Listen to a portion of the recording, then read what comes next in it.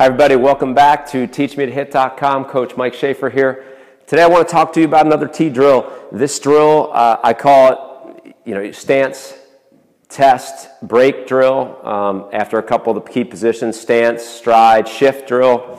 I called it the veal drill after a former player of mine because we were working on some things that he was struggling with at the time. So let me talk to you about this drill and the purpose of this drill. It's one of my favorites, and to me it kind of breaks our swing down into kind of manageable pieces, and it lets hitters know kind of how they should be feeling and how their body should be positioned at certain points in the swing. So if you followed along in the website, we broke the swing down into 5 key positions. The batting stance, how do we stand in the box, our stride, or no stride depending, our shift, our load up, our shifting of our weight to our front side, and then our rotation to our contact, and finally our extension through the ball. So I call them stance, stride, shift, rotation to the ball, and then extension through the ball.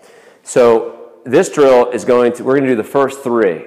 So we're going to get into our batting stance, whatever way that you do that, okay?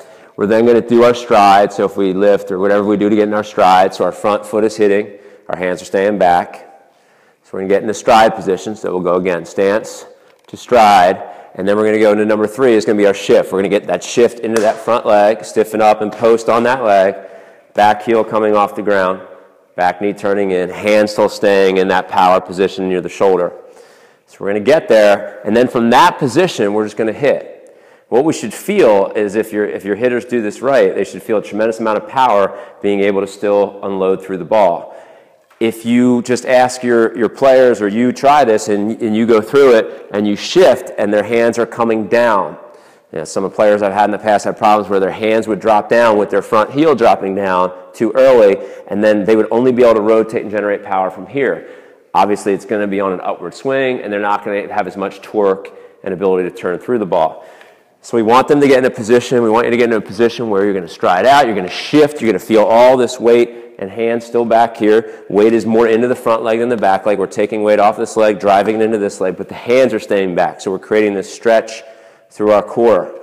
And then from this position, we would turn through, just rotation to contact as our last piece, and then our extension through the ball. So we're going to do 3 of the 5. So it's stance, stride out, shift, hands back here, and then rotate through the ball.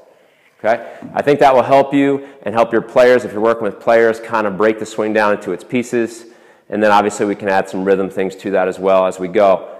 But definitely an easy drill to teach, an easy drill to do, and one that you should make part of your practice. Thanks for joining us. Hope it's helping you, and look forward to working with you again in the future.